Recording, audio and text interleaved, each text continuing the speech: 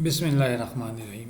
हम लोगों ने अभी general step for testing of hypothesis के लिए मीन को टेस्ट करने के लिए हम लोगों ने जनरल स्टेप पढ़ा है। तो आगे हम स्पेसिफिक एग्जांपल पे देते हैं, देखते हैं टेस्ट करने के लिए एग्जांपल कैसे यूज होगा। तो देखिए एग्जांपल है, a random sample of size n is equal to 25 value gives x bar is equal to 83. Can this sample be regarded as drawn from the normal population with mean mu and sigma 7? यहाँ पे आपको given है कि sample size 25 है और x बार 83 है, जबकि mean का पॉपुलेशन का मीन म्यू 80 है और सिग्मा 7 है। कहा गया है कि क्या हम ये कह सकते हैं कि ये जो सैंपल n इक्वल टू 25 और x बार 83 है, ये ऐसे पॉपुलेशन से लिया गया है जिसका मीन 80 है और सिग्मा यानी स्टैंडर्ड डिविएशन पॉपुलेशन का सिग्मा स्टैंडर्ड डिविएशन 7 है। तो इसके लिए वही 6 स्टेप्स हैं, हम 6 स्टेप्स फॉलो करेंगे स्टेप बाय स्टेप। तो पहला स्टेप हमारे पास है फार्मूलेशन ऑफ हाइपोथेसिस। तो फार्मूलेशन ऑफ हाइपोथेसिस में हम लिखते हैं, जनाब देखिए मीन लिखा हुआ है 80 पॉपुलेशन का, तो हम यहाँ पे लिखते हैं H नॉट यानी नल हाइपोथेसिस पॉपुलेशन का mean mu is equal to 80। अब अगर ये इक्वल टू 80 हो गया तो इसका अगेंस्ट अल्टरनेट आपके पास पता है इक्वल का अपोजिट क्या होगा, डज नॉट इक्वल टू। तो अल्टरनेट हाइपोथेसिस में होगा mu does not equal to 80। अच्छा जनाब, सेकंड स्टेप होता है सिग्निफिकेंस लेवल अल्फ़ा। अल्फ़ा हमें सवाल में दिया नहीं गया है, तो इसलिए हम खुद से 5% यानी 0.05 कंसिडर करेंगे, क्योंकि हमें सवाल में दिया नहीं गया है। तीसरा स्टेप होता है टेस्ट स्टैटिस्टिक्स। तो टेस्ट स्टैटिस्टिक्स आपको अभी हम लोगों ने पिछले वीडियो में डिस्कस किया था कि टेस्ट स्टैटिस्टिक्स मीन को यूज़ करने के लिए, मीन को टेस्ट करने के लिए 3 फार्मूले होते हैं हमारे पास, when sigma known unknown sample size less than 30 greater than 30। तो यहाँ पे देखिए सिग्मा यानी स्टैंडर्ड डिवीजन आपको मालूम है, इसलिए आप z is equal to X bar minus mu over sigma over n का रूट फार्मूला यूज़ करेंगे, क्योंकि सिग्मा आपको मालूम है। चौथा स्टेप है कंपोटेशन। कंपोटेशन में हम क्या करते हैं, तीसरे स्टेप में जो है स्टेटिस्टिक्स को लिखते हैं, टेस्ट स्टेटिस्टिक्स को उसको कंप्यूट करते हैं। तो हमें सेंस गिवन है, देखें n is equal to 25 X bar 83, mean जो है यहाँ गिवन है 80 और सिग्मा यानी पॉपुलेशन का स्टैंडर्ड डिवीजन 7 गिवन है। तो ये z का फार्मूला जो तीसरे स्टेप में लिखा था इसको दोबारा लिखें, x बार की जगह 83, म्यू की जगह 80, सिग्मा की जगह 7, n की जगह 25 पुट करें। इसको आप स्टेप बाय स्टेप सॉल्व करें। पहले 25 का रूट लें तो ये आपके पास आ जाएगा 5, फिर 7 को 5 से डिवाइड कर लें तो ये आपके पास 1.4 आ जाएगा, और फिर ऊपर आता है माइनस करके 3 रिजल्ट आएगा। तो 3 को 1.4 से डिवाइड कर ले तो 2.14 आपके पास रिजल्ट आ जाएगा। ये आपका टेस्ट स्टैटिस्टिक्स आपने कैलकुलेट कर लिया चौथे स्टेप में। पांचवा स्टेप आपके पास होता है critical reason.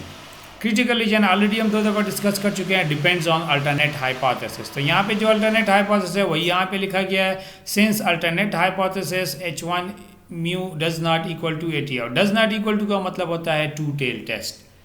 Does not equal to का मतलब होता है टू टेल टेस्ट। तो two tail test means two tail test हम यूज़ करेंगे। तो अच्छा देखें आगे हम करेंगे क्या, आगे अल्फ़ा में यहाँ गिवन था 5% यानी 0.05, तो इसको डिवाइडेड बाई 2 कर लिया। अल्फ़ा को डिवाइडेड बाई 2 करें क्योंकि 2 टेल टेस्ट है इसलिए डिवाइडेड बाई 2 किया। अगर 1 टेल टेस्ट होता तो डिवाइडेड बाई 2 करने की ज़रूरत नहीं थी। अच्छा 2 से डिवाइड करने के बाद रिजल्ट आता है अल्फ़ा बाई 2 0.025। अब हमें ग्राफ के लिए z अल्फ़ा बाई 2 फाइंड करना होगा। ग्राफ के लिए z अल्फ़ा बाई 2 फाइंड करना है तो z अल्फ़ा बाई 2 की कीमत है 0.025। तो इसको आप टेबल में देखेंगे। टेबल में कैसे देखेंगे, नेक्स्ट स्लाइड में आपको डिटेल में बता दूंगा कि इसको टेबल से कैसे कैलकुलेट किया जाता है। यहाँ पे आप डायरेक्ट देख लें, फ़र्ज़ करें इसको टेबल से कैलकुलेट किया गया है तो 1.96 रिजल्ट आ गया है। तो 1.96 आपके पास रिजल्ट आ गया है। ये पॉइंट था, ये जो रेड पॉइंट है इसका नाम था z अल्फ़ा बाई 2, और इस रेड पॉइंट का नाम था प्लस z अल्फ़ा बाई 2, और इसका नाम था माइनस z अल्फ़ा बाई 2। तो ये प्लस z अल्फ़ा बाई 2 और माइनस, इसमें आप ऐसा करें कि अल्फ़ा बाई 2 की जगह ये जो आपने कैलकुलेट किया है z अल्फ़ा बाई 2 1.96, कैसे कैलकुलेट किया है नेक्स्ट स्लाइड में आपको डिटेल पे बताया जाएगा। 1.96 तो ये 1.96 माइनस में, ये माइनस z अल्फ़ा बाई 2 था माइनस में आया और ये प्लस में आया। अच्छा कंक्लूजन छठा स्टेप है हमारे पास। जो पांचवा स्टेप कंप्लीट हो गया, डायग्राम बन गया। पांचवें स्टेप में या छठे स्टेप में हम डिसाइड करेंगे कि हम अपने नल को एक्सेप्ट करेंगे या रिजेक्ट। कैसे करेंगे ये देखें, सिंस z कैलकुलेटेड 2.14, z जो हम लोगों ने चौथा स्टेप में कैलकुलेट किया है 2.14 है। Fall on critical reason, critical reason में फॉल कर रहा है। कैसे क्रिटिकल रीजन में फॉल कर रहा है आप यहाँ पे डायग्राम में देख सकते हैं, 0 यहाँ पे है और प्लस 1.96 यहाँ पे है।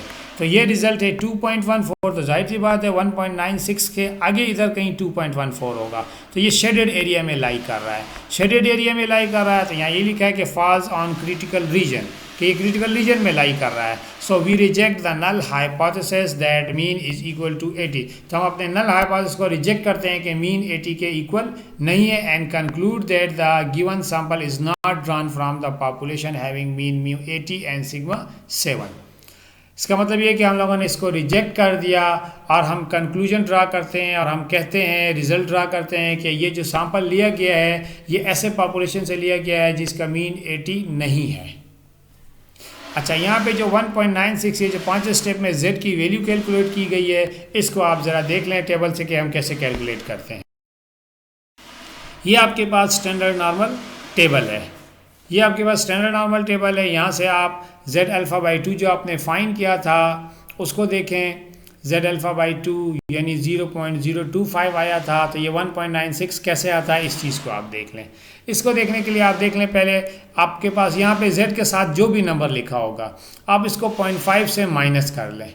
यहाँ पे जो भी नंबर होगा उसको 0.5 से माइनस करें, एक रिज़ल्ट आ जाएगा 0.475 आ गया। ये देखिए यहाँ पे टेबल के अंदर आपके पास 4 डिजिट्स हैं, तो इसको एक लास्ट में आप एक ज़ीरो लगाकर ख़ुद ही कर लें, 0.475 हो गया, ज़ीरो हो गया, यानी 0.475 आपके पास आ गया। अब इसको टेबल के अंदर आप सर्च करेंगे कि एग्जैक्टली यही नंबर टेबल के अंदर आप सर्च करें कि मिल जाए। अगर ये सेम नंबर न मिले तो इसी जैसा कोई नंबर मिल जाए, यानी z के पास छोटा सा ये जो यहाँ पे सबस्क्रिप्ट में जो भी नंबर था उसको 0.5 से माइनस करें, एक रिज़ल्ट आया, इस रिज़ल्ट को टेबल के अंदर ढूंढें। तो टेबल में देखिए असेंडिंग ऑर्डर में आपके पास है, यहाँ पे देखिए 0.31, 34, 36 इस तरह आगे चले जाएं तो 0.47 देखें यहाँ पे आ गया, 47, 13, 19 इस तरह आगे चलते चले जाएं तो ये देखिए 0.475 एग्जैक्टली सेम नंबर हमें यहाँ पे मिल जाएगा। एग्जैक्टली ये देखें 0.475 एग्जैक्टली ये नंबर आपको मिल गया, यहाँ पे ये एग्जैक्टली सेम नंबर मिल गया। जब सेम नंबर मिल गया तो आप देखिए ये नंबर किस से मिलकर बना है। जब सेम नंबर मिल जाएगा तो आप चेक करेंगे कि ये नंबर किस से मिलकर बना है, यानी यहाँ से आप आ जाएं, इस तरह से आगे इधर आ जाएं, देखिए ये 1.9 के सामने है और ऊपर चले जाएं तो 6 के सामने है, तो ये इसलिए यहाँ पे रिज़ल्ट 1.9 और 6 आ गया है। यानी टेबल में आपने उसको देखा ये इस नंबर को और टेबल में ये हाईलाइट कर दिया मैंने, ये टेबल में ये आ गया। इसको ढूंढना तरतीब से तो ढूंढने में कोई ज़्यादा मुश्किल नहीं होगी क्योंकि असेंडिंग ऑर्डर में है, तो ये आपके पास रिज़ल्ट आ जाता है।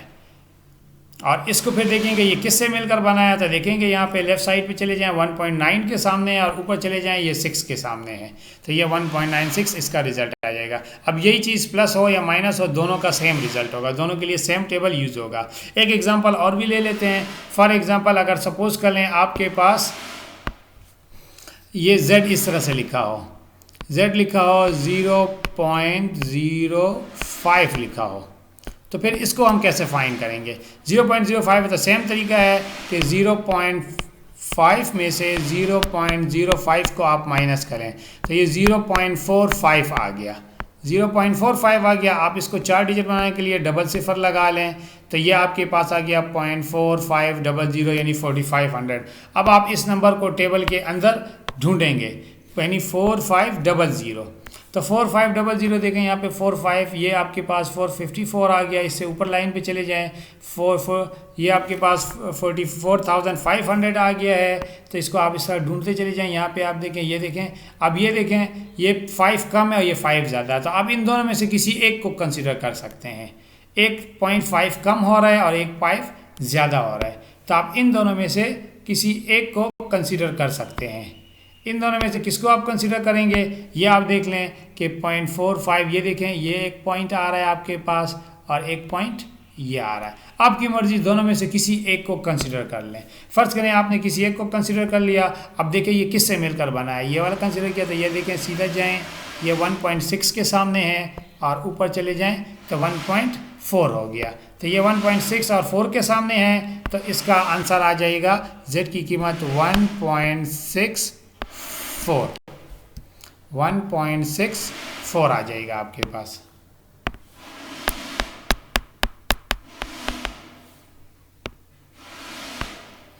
तो ये जो आपने कैलकुलेट किया इसका आंसर आ गया 1.64। तो ये आपने टेबल से कैलकुलेट करने का तरीका सीख लिया है। होप है कि आप